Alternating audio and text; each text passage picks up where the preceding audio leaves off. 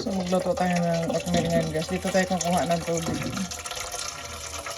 para madali maluto. Kasi ang oatmeal, niluluto yan ng 5 to 10 minutes.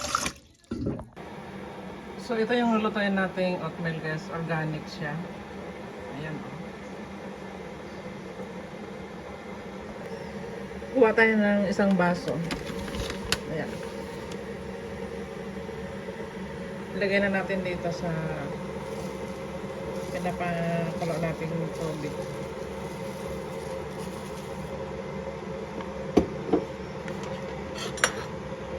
So magandang almusal ito guys. Very heavy ito. Ayan. Kakain lang natin yan.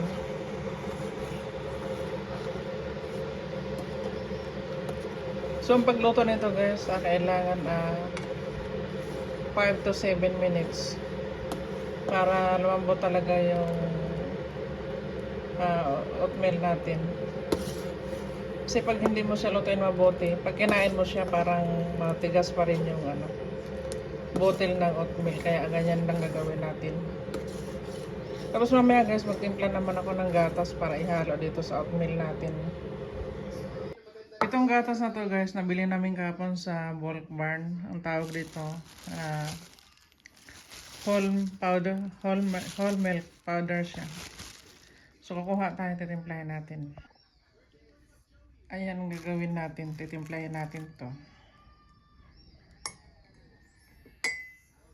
Hindi pa namin naisalin doon sa garapon tong gatas na to.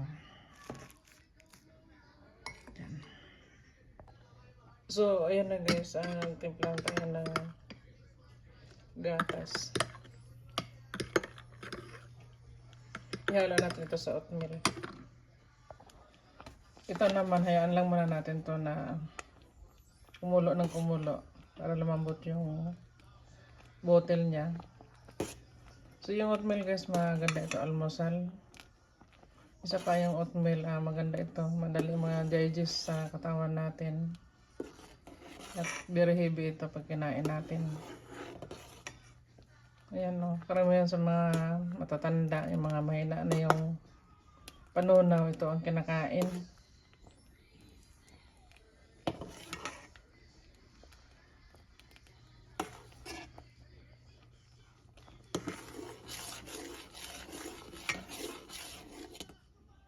Kayukayin lang muna natin yan.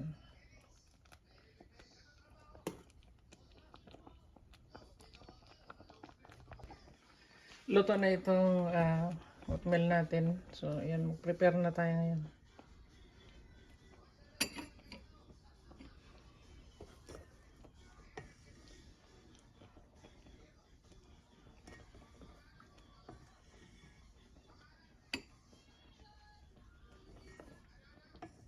Ihanda ko na yung almusal mo, Dad.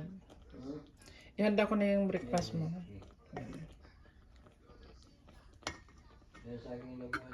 Yeah. Lagyan natin siya ng gatas. Lagyan natin siya ng konting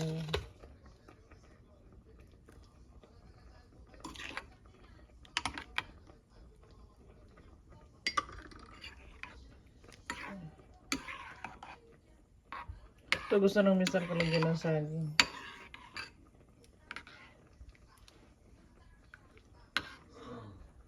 So kapag kumain tayo ng oatmeal araw-araw, nakababa ito ng timbang guys. Ito yung lagi kong kinakain. So habang hinihintay natin yung niluluto natin, tingnan muna natin sa labas kung ano nangyari dito guys. Kasi kagabi, lakas ng hangin. So yan, ayan o ay. Naano pala ito, Dad? Natumba yung swing namin dito, ayan o. Ang lakas ng hangin kagabi. Yung umaga lang ito, Dad, na ano? Na ayun o. Tapos na yung upuan pa. Oo, pinatungan na upuan para hindi na mahilang pa.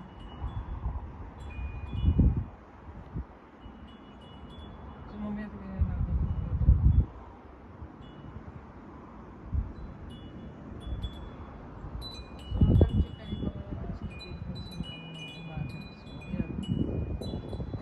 Makulimlim, tingnan mo, madilim yung kalangitan.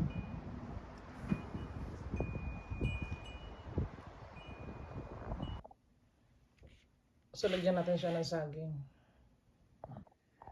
So, ito na yung nagawa ko na oatmeal na may saging. Tsaka, lagyan natin ng gatas. So, halika na dad, kain na. Ano? So, sana guys, mapanood ninyo yung simple kong video. At sana magustuhan ninyo. Comments down below lang kayo. Maraming thank you.